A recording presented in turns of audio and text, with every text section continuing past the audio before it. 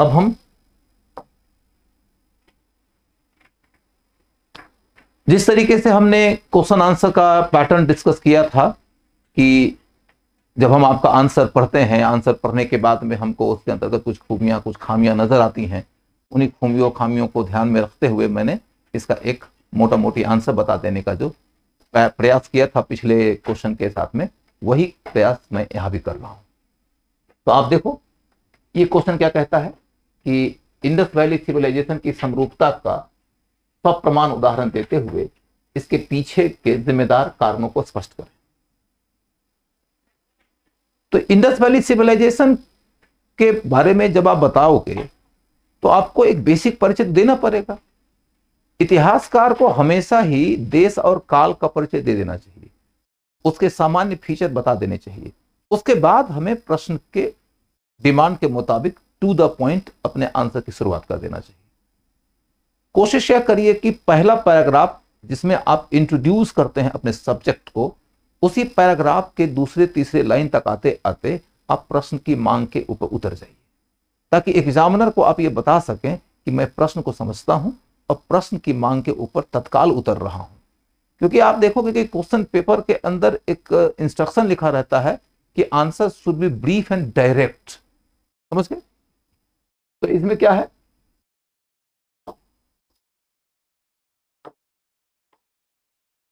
सिंधु घाटी सभ्यता ये हमारा करता है और उसके अंतर्गत समरूपता और समरूपता के कारण, ये दो मूल बिंदु हैं। और आप देखोगे कि इसमें कहा गया है कि ये प्रश्न 15 नंबर का है। जब ये प्रश्न 15 नंबर का है तो मैं यहां पर आप लोगों के दिमाग में इसकी क्लैरिटी दे देता हूं कि आपके एग्जामिनेशन हॉल में भी जो पेपर मिलता है उसमें ये लिखा हुआ नहीं रहता है कि 15 नंबर का क्वेश्चन कितने वर्ड्स में लिखा जाए या कि 20 नंबर का क्वेश्चन कितने वर्ड्स में लिखा जाए, लेकिन 10 नंबर वाले क्वेश्चन में लिखा रहता है कि 10 नंबर का क्वेश्चन लिखा गया है 150 शब्दों के लिए। तो 15 नंबर का क्वेश्चन जो होगा फिर वो कितने का होगा, तो हम इसी के मुताबिक यदि एक स्टैंडर्ड निकाल ले तो हम कह सकते हैं 225 शब्द, 225 शब्द में 225 शब्दों के मुताबिक यदि चलकर देखें तो हम पहले तो सामान्य परिचय दे देते हैं इंडस वैली सिविलाइजेशन का, देश काल और इसकी विशेषता। देश काल और विशेषता के अंतर्गत आप 20-25 शब्द खर्च कर लीजिए। इसके बाद फिर इसकी समरूपता पर 100 शब्द और समरूपता के लिए जिम्मेदार कारण के ऊपर 100 शब्द।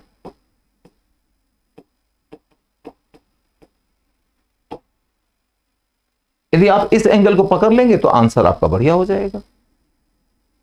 मैंने आप में से जितने लोगों का भी आंसर पढ़ा उनके आंसर में मैंने कुछ फंडामेंटल कमियां महसूस की। नंबर एक ये कि इस सभ्यता के विस्तार का परिचय किसी ने नहीं दिया और समरूपता हमें उसी विस्तार में दिखानी है।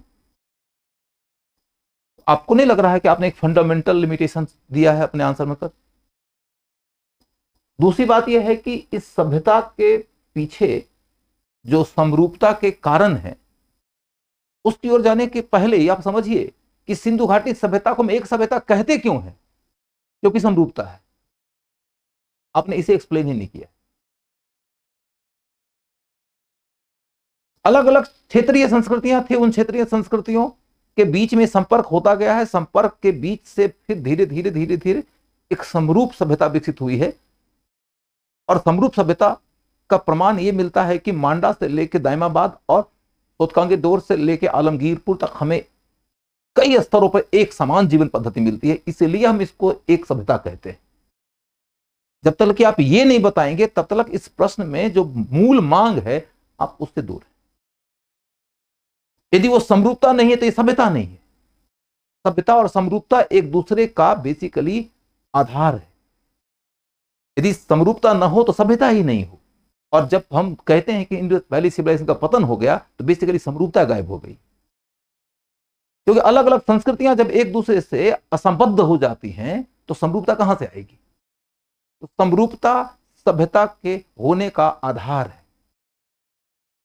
हम सिंपल एक बात बता देंगे कि ABCDEFGH की समानताएं दिखती हैं, तो ऐसा लगता है कि बहुत ही मैकेनिकल है और बहुत ही बेसिक, समझ गए? तो आपको यहां बताना पड़ेगा समरूपता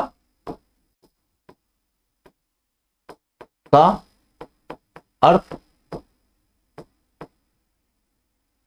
फिर समरूपता का प्रमाण और समरूपता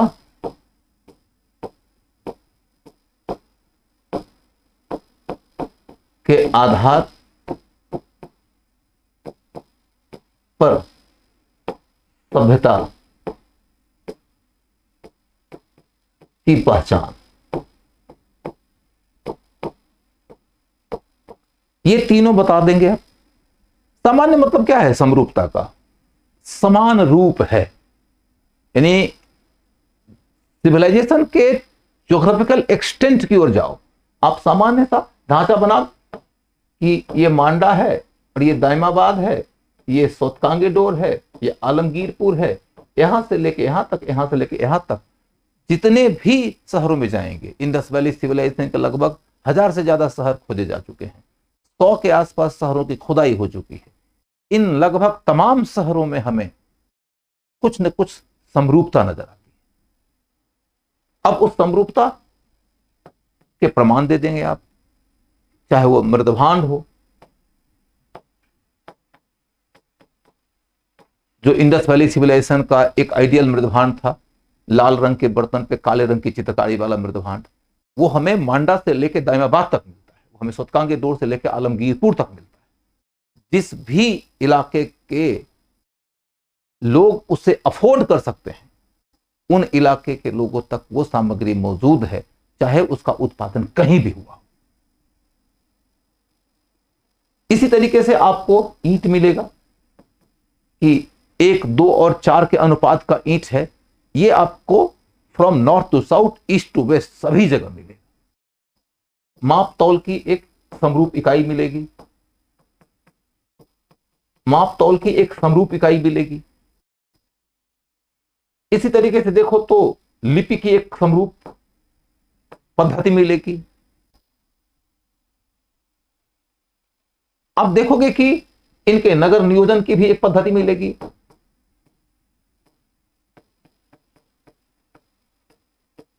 तो इनके प्रमाण आप दिखा देंगे। प्रमाण दिखाने के बाद तब आप बताते हैं कि इन समरूपताओं के बिना हम सिंधु घाटी सभ्यता को एक सभ्यता कह ही नहीं सकते। इन समरूपताओं के बिना हम सिंधु घाटी सभ्यता को एक सभ्यता कह ही नहीं सकते, नहीं तो वो क्षेत्रीय संस्कृतियां हो जाती। और जब हमने सिंधु घाटी सभ्यता के पतन की कहानी पढ़ी तो हमने ये पढ़ा कि जैसे सिंधु घाटी सभ्यता के उद्भव के पहले कई क्षेत्रीय संस्कृतियां थी, वैसे ही सिंधु घाटी सभ्यता के पतन के बाद में भी कई सारी क्षेत्रीय संस्कृतियां आ गई। जब वो संस्कृतियां क्षेत्रीय हैं तब सभ्यता ही नहीं। संस्कृतियों के बीच में जो समरूपता के बिंदु आए हैं उसी आधार पर सभ्यता बनी, ये बता देंगे। अब तब कहेंगे कि आखिर ये समरूपता विकसित कैसे हुई, विकसित होने के कारण की ओर जाएंगे।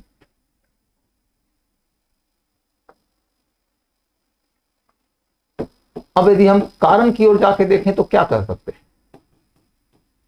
कि एक कारण प्राकृतिक है, प्राकृतिक, एक कारण व्यापारिक है,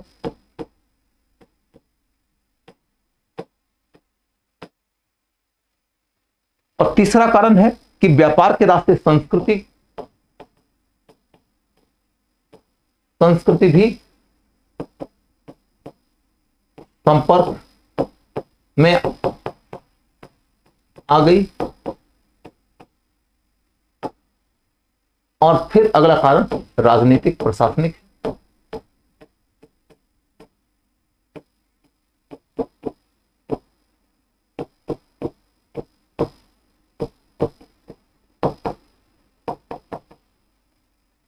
ये कारण की बात है। इसके बाद फिर अगला मुद्दा क्या निकल कर आता है कि इसमें एक डिबेट भी है।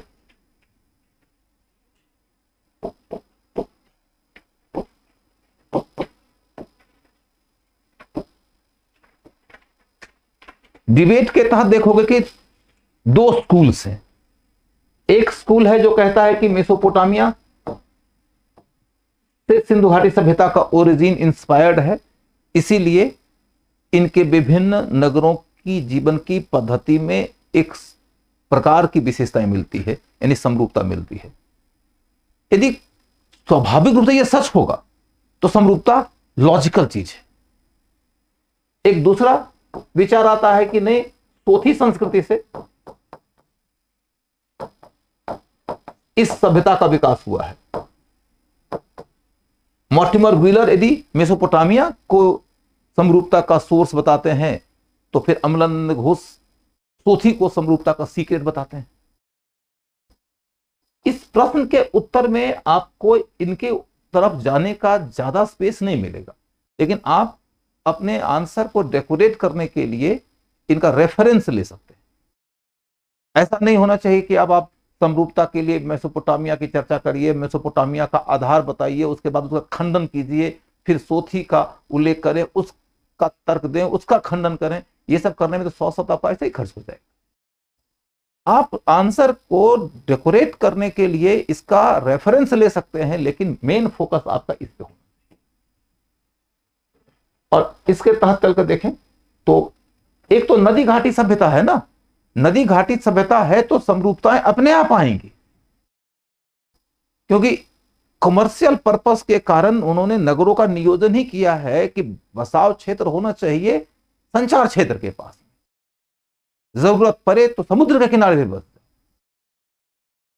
और वहां बाढ़ से बचना है तो टीले पे बस, और टीले पे बसोगे तो पानी की समस्या होगी, तो पानी की समस्या होगी तो आपको वाटर स्टोरेज का रास्ता खोजना पड़ेगा। कहते हैं कि आवश्यकता आविष्कार को जन्म दे देती है। तो चूंकि एक खास प्रकार से नदियों के किनारे सभ्यता का बसा हुआ है, तो समरूपता का एक कारण नेचुरल है। और इसलिए देखेंगे कि कुछ समानता आपको इंडस वैली वालों की मेसोपोटामिया वालों से भी नजर आएगी, क्योंकि वो भी नदी घाटी सभ्यता है।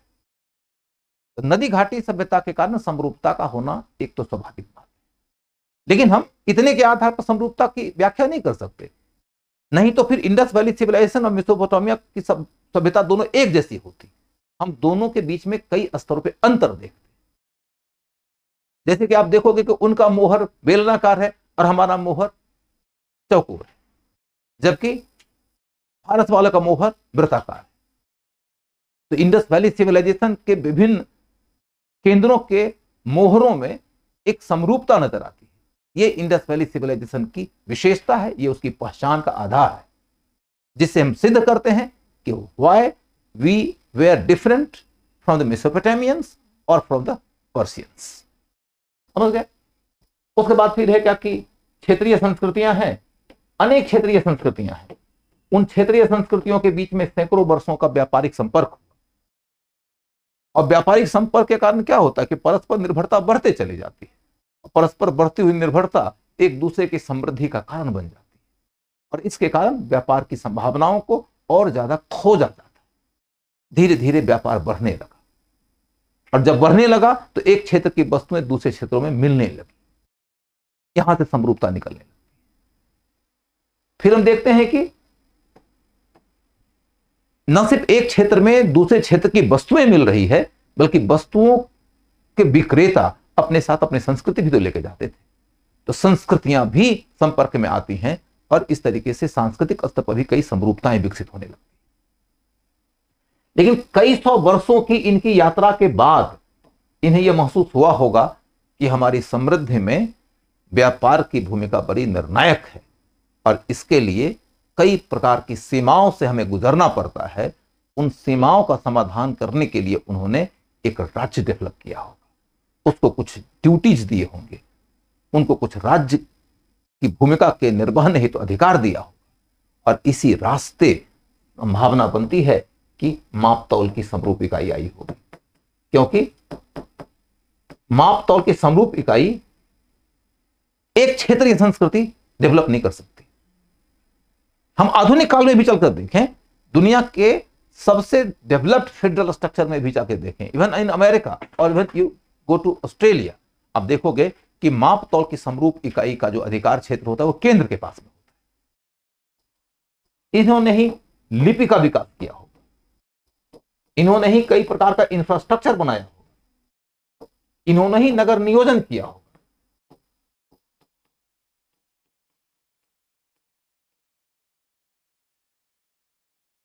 इसका मतलब है कि जैसे जैसे हम 2700-2600 बीसी के आसपास पहुंचते हैं, वैसे वैसे नियोजन की ये जो संभावनाएं हैं वह ज्यादा मुखर रूप से, ज्यादा उन्नत रूप से विकसित होने लगती है, जिसमें राज्य की भूमिका महत्वपूर्ण रही। इस तरीके से हमने ये स्पष्ट कर दिया कि समरूपता के पीछे का जिम्मेदार कारण क्या है। ठीक है।